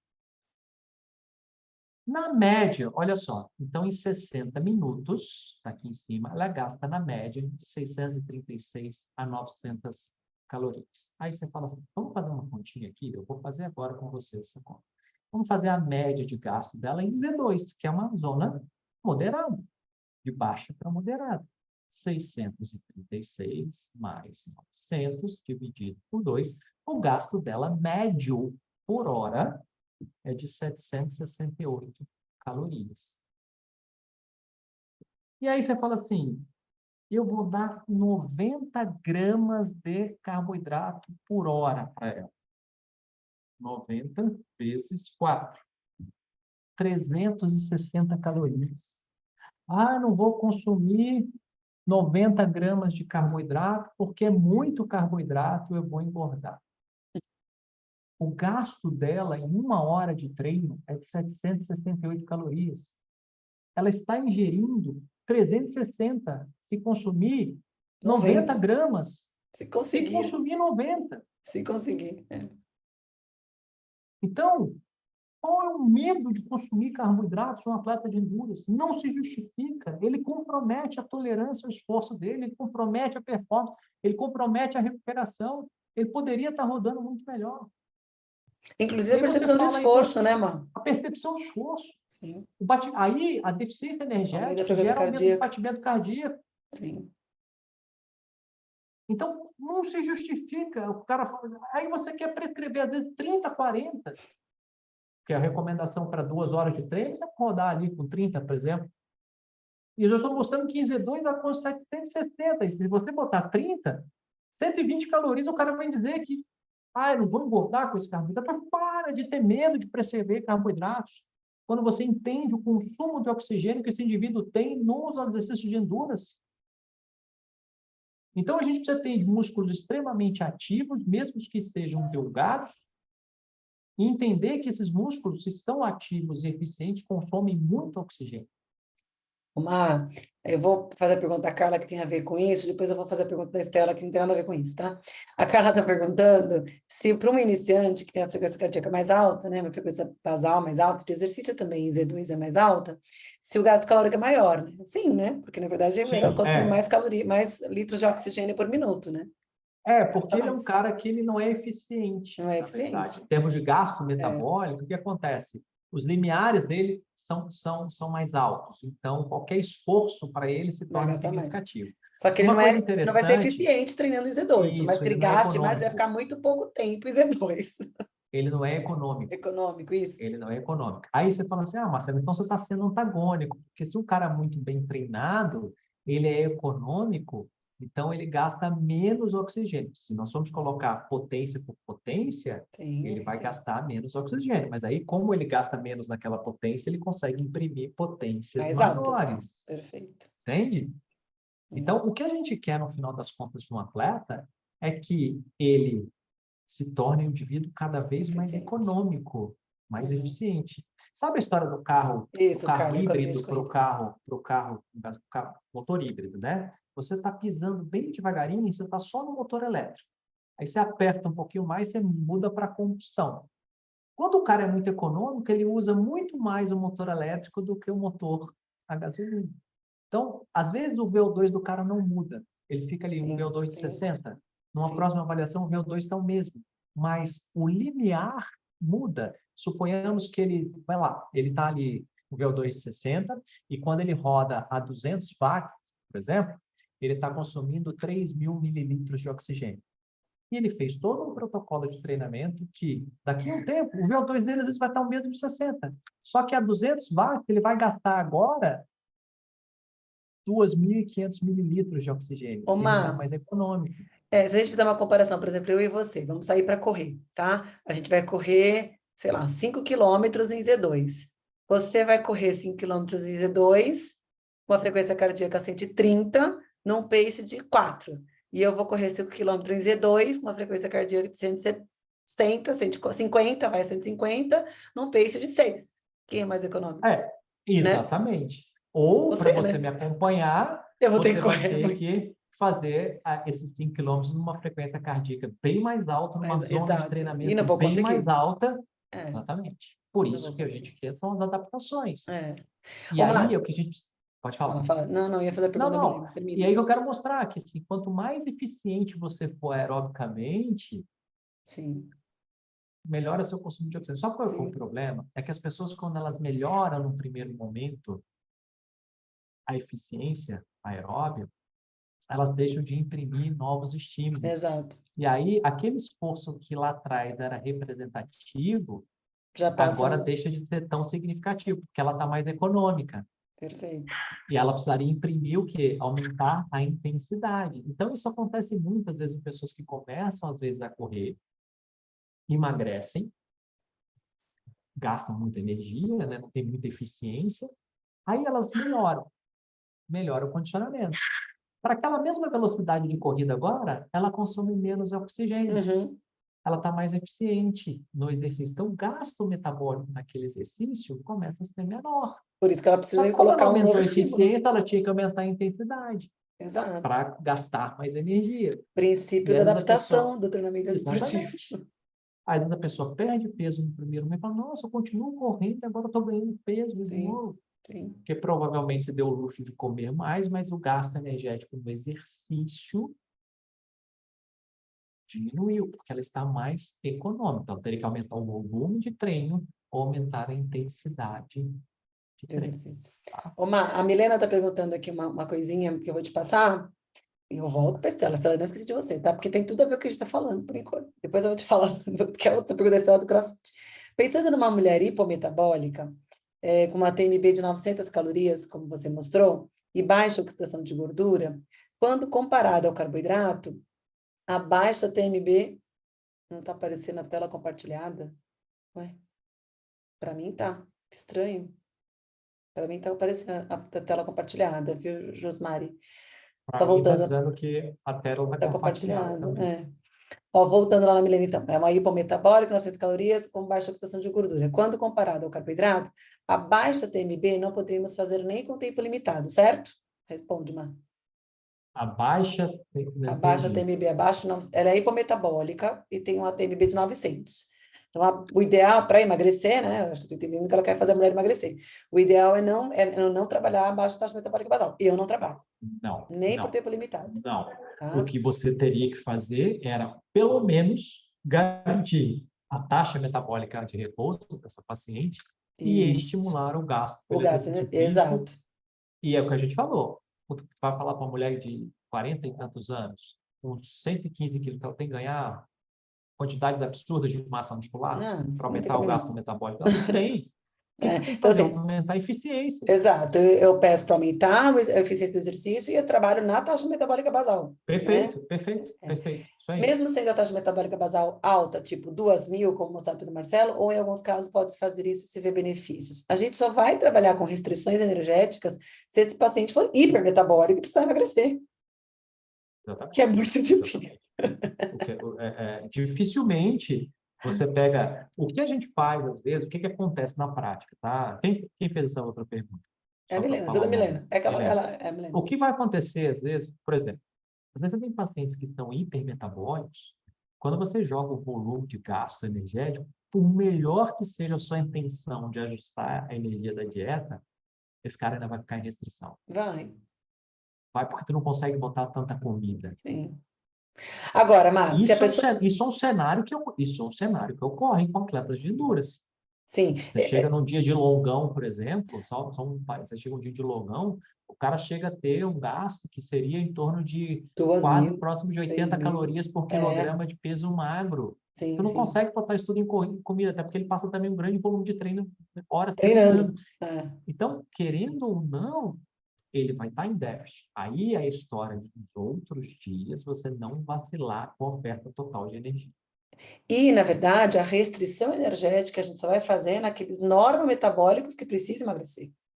Sem dúvida, sem Aí dúvida, sim. Então, sem restrição para dúvida. quem é hipometabólico, não, eu não faço. Né? Restrição energética eu faço para quem é normometabólico, né? O Marcelo mostrou lá Entendi. como a gente faz isso, Perfeito, que precisa emagrecer. Então, o cara perfeito. precisa ter um déficit energético que, junto com o gasto do exercício, vai fazer com que ele emagreça. Peso total, não estou nem falando de gordura, né? Peso total. Aí sim, né? O É, cara que está aí, pô, ele já sai no atraso, ele não tem que ficar atraso, não naquilo tem ali como. e Eu vai sempre falo gastar, para os pacientes. Eu mostro o vai gastar. estimado, mostro o calculado, falo, meu filho, não dá para fazer restrição energética aqui. E outra pessoa já vem fazendo restrição energética e não emagrece. Já vem fazendo um monte de jejum, já vem fazendo um monte de coisa e não Pessoa com emagrece. 900, você vai fazer o dieta que de É. 600? Então, acho que a gente Imagina. te respondeu a segunda pergunta, Milena. Agora, deixa eu fazer a pergunta da Estela, ô Mava, até porque a gente precisa ir terminando, né? Senão a gente vai ficar aqui até amanhã. Olha só, pensando em uma mulher praticante, eu vou dar minha opinião, tá, Má? Você dá a sua. Ó. Tá, manda bala. Pensando em uma mulher praticante de CrossFit, segunda a sábado, mas que não é atleta, digo, não vive do esporte e que tem uma característica Tá. mais endomorfa, ganha músculo e ganha gordura proporcionalmente, qual seria a melhor estratégia para aumentar o gasto calórico dessa paciente? Estimular mais o ganho de massa muscular através de um treino de musculação ou incentivar mais o exercício de cardio? Propor estratégias alimentares como treino em estado depletado de glicogênio. Stella, eu vou te dar a minha conduta e até o meu depoimento pessoal. Eu sou endomorfa e eu ganho músculo do mesmo jeito que eu ganho gordura, né? Então, eu tenho muita dificuldade para secar, né? Eu e meus pacientes muito parecidos comigo, justamente porque quando eu estou em dietas hipercalóricas e em treinos para estímulo de ganho de força e de ganho de massa muscular, e olha que eu treino há muitos anos, né? Eu ganho proporcionalmente gordura também, claro, porque você tem ali um ajuste da ingestão alimentar que precisa ser mais hipercalórica para você ganhar massa muscular também, né? Então, qual que é a minha sugestão sempre? Estimular o gasto energético cardiometabólico. Por quê? Porque você também aumenta o funcionamento de mitocôndria. E se você aumenta mais mitocôndrias e você aumenta o funcionamento delas, você, teoricamente, né, ou certamente, aumentará a oxidação de gordura. Porque quanto mais mitocôndrias eficientes você tem, mais você vai conseguir oxidar gordura e, consequentemente, também fazer com que ela tenha um gasto calórico maior. Por quê? Músculo, como o Marcelo mostrou, gasta muito pouca caloria, como a gente, o ganho de massa muscular vai refletir muito pouco no gasto Exatamente, calórico total. O exatamente. que vai refletir no gasto Perfeito. calórico total é o aumento do funcionamento mitocondrial. no funcionamento muscular, e não na quantidade de massa muscular, entende? Tá certo, professor? Perfeito. O meu raciocínio é exatamente esse. É isso aí. Né? Perfeito, Então, perfeito. e assim, e é muito, muito claro quando a gente vive isso na prática, né? Porque você fala, as pessoas dentro do CrossFit acham que precisam ser gigantes, musculosas para poder exercer exercício. Ela tem que ter força. Nós não precisamos ser grandes. Força. Que Força é diferente de não ser depende de hipertrófico. volume. Não Exatamente. depende de volume. Elas Eu precisam ser gosto fortes. sempre de falar de ciclistas. Ciclistas tem aquela perninha que eu falo que é o pau de vira-tripa, aquela perninha fina, que matam, que botam uma potência absurda. Absurda. Absurda. Absurda. Os caras no sprint, no final de prova, podem ali 1.400, 1.600 watts de potência. Eu quero ver um cara do resistido sustentar 200, 300 metros fazendo ali 1.400 watts de potência com uma perna, uma coxa hipertrofiada. Ô, Mai, você está falando uma coisa São super coisas diferentes. importante. As pessoas têm ideia de que ser forte é ter músculos grandes, é ter volume muscular. Força não tem nada a ver com isso. Se a gente for pela física, né, da fórmula da força, a força é o tanto de potência que você imprime em determinado peso, né? Então, assim, é você conseguir exercer. Você fala muito a palavra potência, é exatamente isso, né? Eu estou sem a fórmula da força aqui na cabeça, que eu esqueci da física. Mas é a capacidade que você tem de imprimir potência, né, independente do seu volume muscular. Então, força não é levantar peso, não é você Força é levantar o uma máximo adaptação neural, neural, exatamente. independe Exatamente. necessariamente do É. volume, a eficiência no qual você contrai e relaxa as fibras musculares, seus feixes contráteis. E Isso levantar muito independe do peso é uma volume, forma de força, né? Mas ser potente também é força. Ser sem explosivo dúvida. também é força, Sem né? dúvida. Então, eu vou lembrar a fórmula da E, força que eu sempre mostro nas aulas. então, gente, é Ó, só tem para mais um caso sempre... aqui para a gente discutir, ó, o Tá, último, prometo, tá? Para a gente ir embora. Porque ontem eu falei que a gente ia terminar 8h15, mas agora eu gosto das discussões práticas, né? Você também, né, Mar? A gente se empolga. muito.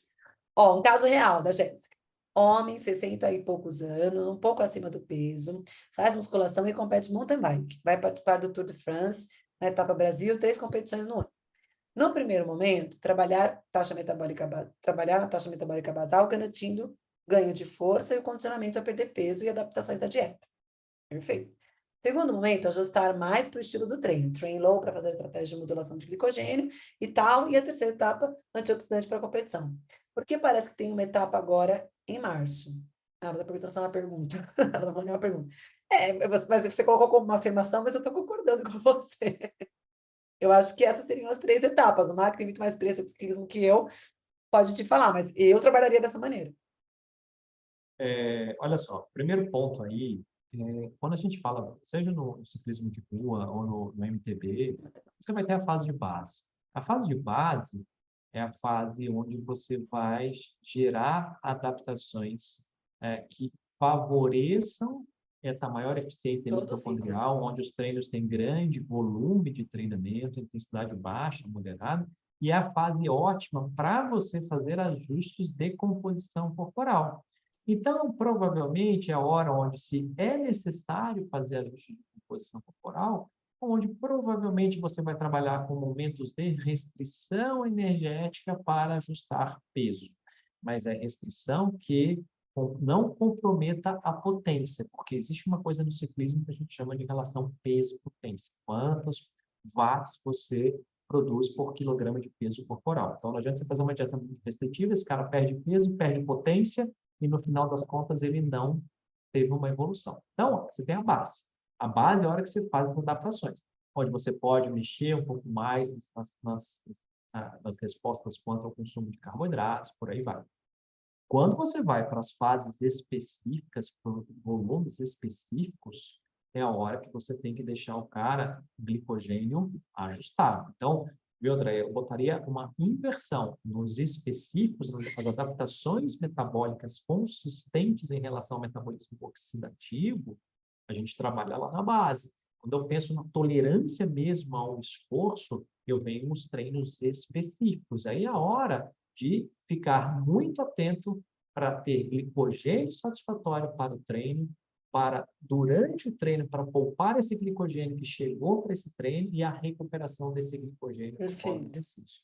Então, eu faria ajustes de composição corporal No começo, né? fora, né? Sempre, no geral, começo de temporada. Às vezes a Sim. temporada começa no final do ano anterior, passa os primeiros 2 meses, faz ali 8 a 12 semanas de base para começar a entrar nos específicos. Se é um atleta que precisa passar por ajuste de composição corporal, esse é um grande momento para fazer isso. Brincar com composição corporal durante períodos específicos de Jamais. prova pode ser um tiro no pé. Jamais. Ô, gente, olha só, percebam que tudo isso que a gente está aqui discutindo, tudo que a gente está aqui aprofundando, né, em relação aos aspectos práticos, eu e o Mar, a gente gosta dessa discussão prática, até porque a gente é educador físico também, né, então a gente gosta de falar de exercício, gosta de falar de treinamento, né, a gente gosta de falar dessas coisas.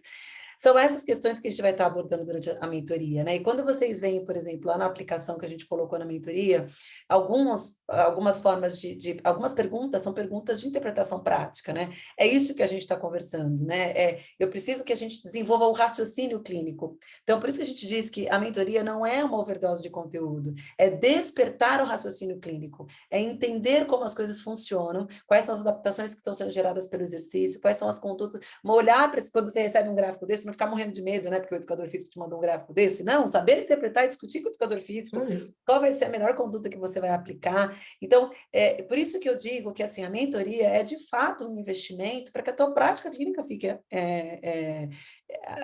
enriquecida, né? A gente enriquece a prática clínica fazendo esse tipo de investimento para a vida da gente, porque a gente também não está sabendo isso, né, Marcelo? Não, Que me dera. a gente foi cavando, né? Vai estudando, A vai gente estudando foi aqui, investindo para ali. conseguir trazer esse conteúdo, quantos anos, né? Para que a gente pudesse compartilhar esse conteúdo com vocês. E não é fácil. E eu entendo que não é fácil, né, Mar? A gente sabe também, na nossa prática também não é mil maravilhas, não, né? Sim, A gente imagina. sabe que não é fácil colocar tudo isso em prática. Então, eu acho que quando a gente dá as mãos, né, e a gente percebe que existem pessoas com as mesmas dificuldades que as nossas, e que a gente pode, de repente, olhar para um caminho, que nem às vezes eu conversando com o Marcelo, ele fala uma coisa e fala, caceta, eu não pensei dessa maneira, né? Não pensei por esse lado, não pensei por esse caminho, mas ele pensou, e que legal, me ajudou aqui, então, a mudar uma conduta minha. Então, essa troca que a gente faz é muito importante, essa troca de conhecimento dentro da prática clínica, e eu amo quando a gente faz isso aqui, é o que faz enriquecer o nosso trabalho, porque, gente, de conteúdo teórico, tem um monte de gente aí no mercado fazendo, tem um monte. Vocês podem fazer o que vocês quiserem, com um monte de gente por aí, eu dou um monte de nome para vocês. Né? Conteúdo teórico, o mercado está rico, cheio disso. Então, quando eu optei em trabalhar só por nutrição esportiva, só com nutrição esportiva, é porque eu queria justamente fazer isso. Né? Me unir com pessoas que têm o mesmo raciocínio de pensamento que o meu, como o Marcelo, o Lázaro, né? Vocês viram quanto a gente falou de parte prática ontem, e o Valder amanhã vocês vão ver mais ainda os dois loucos arretados aqui falando, né? O quanto a gente realmente busca essa excelência na prática, para que a gente consiga transformar as informações teóricas, olha quanta teoria que o Marcelo falou aqui hoje, né? Para a prática. Fazer com que isso realmente se torne algo diferencial no trabalho de vocês. Então, é isso que a gente está se propondo com a mentoria, é exatamente isso que a gente está se propondo com esse workshop, despertar em vocês essa vontade de aprimorar para a prática clínica. Esse é o maior objetivo nosso sempre, tá? Porque como eu falei lá no começo, os atletas são diferentes, os treinos são diferentes. Se você tem a base e você tem pessoas para discutir sobre isso, você consegue fazer condutas muito mais assertivas. Então, por exemplo, uma pergunta, uma dúvida, quando fazer uma restrição energética? Quando fazer uma recomposição corporal? Quando que eu faço uma manutenção quando eu faço uma restrição para gerar uma perda de peso? Quando eu faço... Então, totalmente diferente para um ciclista, para um crossfit, para um atleta de beach tênis, para um atleta de luta, né? São condutas, são as mesmas condutas, mas em situações diferentes em relação ao treinamento. Então, eu acho que foi muito legal a gente entrar nessas discussões aqui práticas para poder despertar essa necessidade em vocês de que, olha, poxa vida, esse o caminho, né? Que eu acredito, que o Marcelo acredita e que a gente está querendo encontrar pessoas que acreditem junto com a gente. É isso aí, André. Tem mais alguma coisa, Mar? Não, era só isso. Eu falar que quando a gente tem aqui essa medida direta, senão a gente vai passar pelas medidas indiretas, pelas estimativas, como a fórmula do METS, essa fórmula de METS, de atividade física, né, que considera quantas vezes a gente tem, né, de incremento no gasto metabólico a partir de uma determinada atividade. Eu gosto dessa fórmula porque ela considera o equivalente metabólico de tarefa, considera o peso magro do indivíduo e o tempo de exercício que esse indivíduo está Ô, sendo Mar, você está submetido. passando slide? Não, está aqui Tá na bom. tela só esse Tá slide bom. com a tabelinha. Falei, tá E o passando último longe, não tô slide vendo. é aqui. A gente vai trazer, né, obviamente, uma forma mais Não, fácil de mas não passou lidar. a tabelinha. Para mim tá no gráfico ainda. É por isso que o pessoal falou que estava travando. Não, Compartilha e compartilha. Tá no peraí. gasto calórico das zonas. Que tabelinha que tá falando? Não vi tabela nenhuma. Não, aí eu passei depois para um artigo só. Peraí, Não, deixa eu botar de novo foi não. aqui. Ô, Tá gente, lá, ó, ó. você aproveita que vocês estão com tudo fresquinho na cabeça, vai lá fazer a aplicação. Entra lá no nosso link, entra lá no link da landing page, faz a aplicação, aproveita que tá tudo fresquinho aí, faz a aplicação. Pagar é o de menos, gente. Pagar a gente dá um jeito, eu sempre falo isso para os alunos. Investimento, a gente dá um jeito depois, né? Mas vai lá, faz a aplicação, se testa, se inscreve, se testa, que aí depois a gente conversa como faz para pagar. Esse pagar não é problema. Ô, Mar, cadê você? Sumiu do mapa? Não, tá aqui. Ô, Márcia, tem sem áudio. Agora apareceu o slide no compêndio. Volta um desse, Márcia. Esse aqui, peraí, vamos lá. Esse aqui é o slide que estava. A gente não estava nisso, não, mas volta. Volta um. Essa tabelinha não apareceu. Gente, tira print disso. Isso que eu falei. Estava nessa, A gente também não viu essa, não, tá? Só para te dizer. Eu não vi, pelo menos. estava aqui. A gente parou na outra, na anterior ainda. Por isso que eu estava mostrando linha Putz, rosa. sério? Eu estava nessa aí, ó. Tava, né?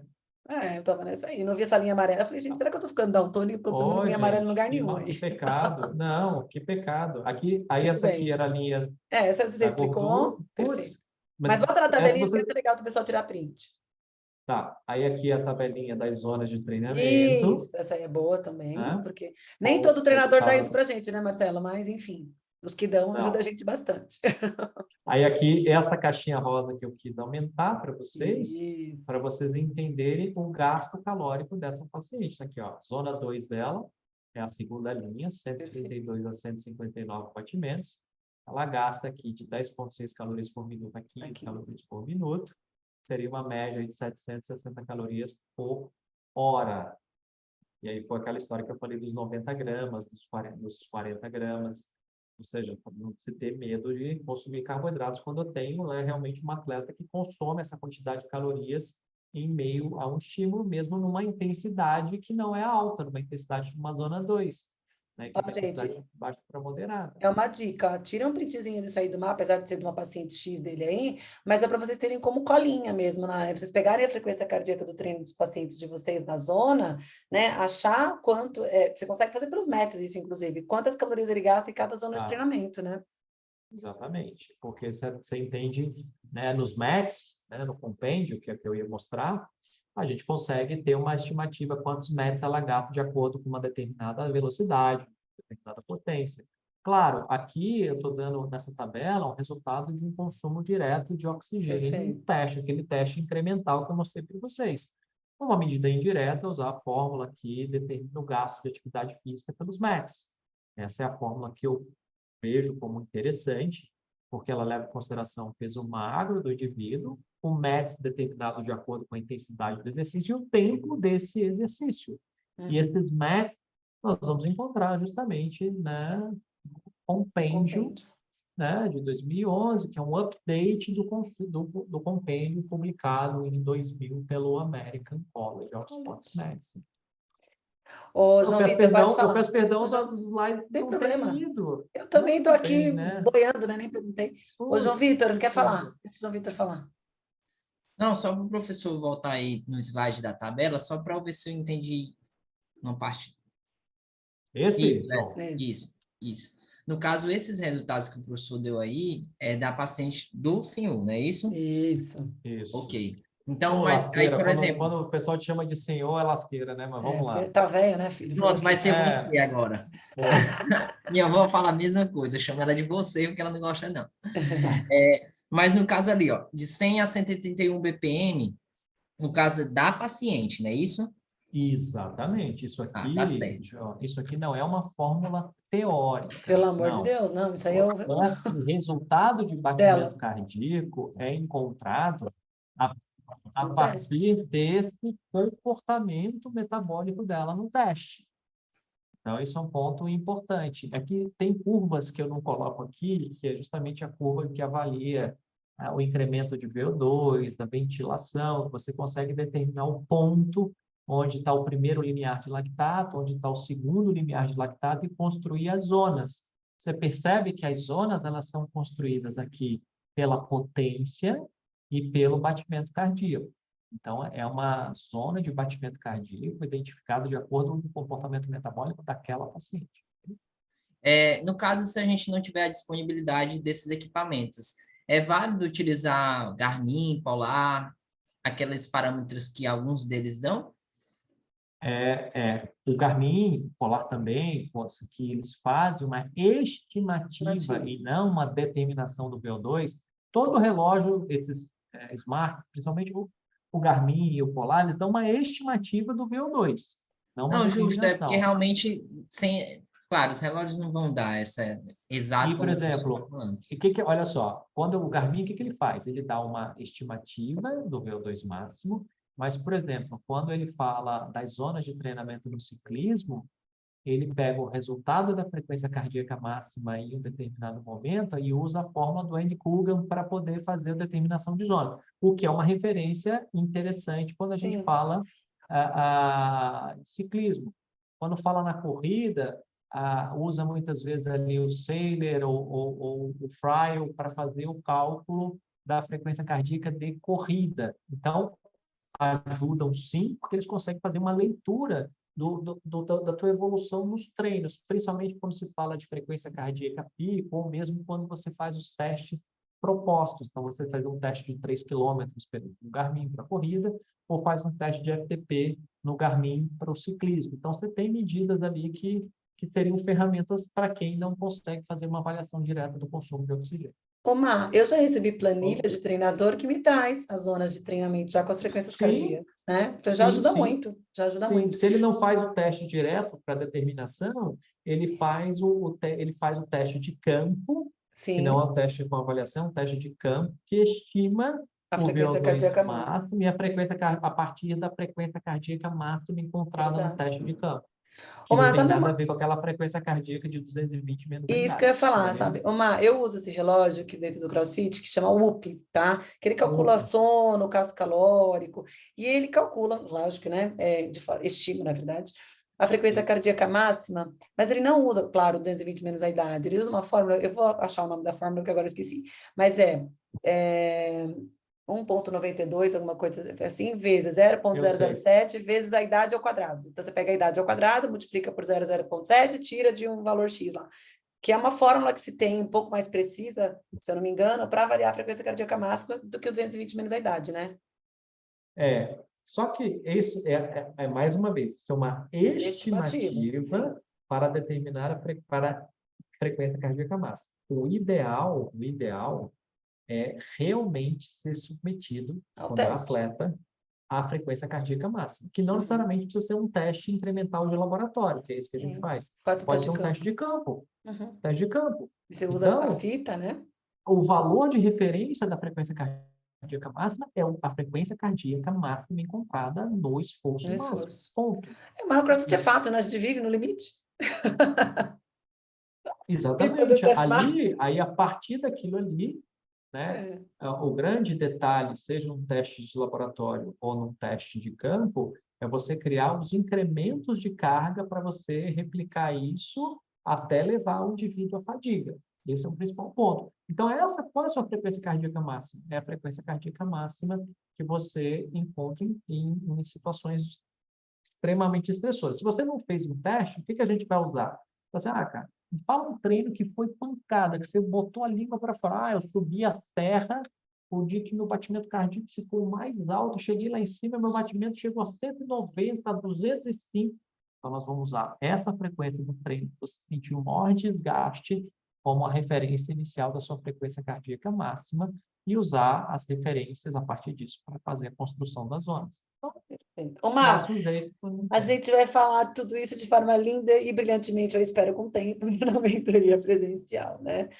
Então, gente, olha, muito obrigada para quem ficou até agora. De novo, vão lá no site, preencham, façam a aplicação, até para que você possa ter o desconto depois, né? Se você não fizer a aplicação, você não vai ganhar o desconto que a gente está dando aqui durante o workshop. E agradecer a todo mundo que ficou, agradecer o Mar de coração por todas as discussões que eu amo, maravilhosas, que eu sempre gosto de fazer com você. E obrigada por todo mundo, né? É isso aí. Pessoal, obrigado, André, obrigado né, a paciência, né, de ficar escutando a gente aqui, né, André, falando esse monte, Quase falando de 2 horas. fisiologia, Eu de tinha nutrição, certeza que quase nós 2 dois não ia horas. dar. Testamos a paciência, enfim. E o resto, assim, a gente vai buscar pormenorizar ainda mais isso de uma forma muito prática na mentoria, né? Essa é a ideia. Olha, eu estou Certo? Pessoal, convidando um monte de gente para vir obrigado. para a mentoria aqui, a Estela, a Jéssica, um monte de gente que eu Olha, conheço já, povo que já tem um monte de experiência, vem fazer a mentoria com a gente, tá bom? Faz a aplicação, escreve lá no site, que a gente, para garantir. Então vem, Estela, vem logo. boa. Obrigada, ó. Boa noite, Valeu, galera. gente. Boa Obrigadão noite, por André. tudo. Valeu. Tchau, tchau. Máximo. Até amanhã, não esquece, hein, gente? 7 horas da manhã, eu e o Amanhã. Valdo. Tchau. Da noite, né? Da manhã, 7 não. da noite, pelo amor de Deus. Tchau. Tchau.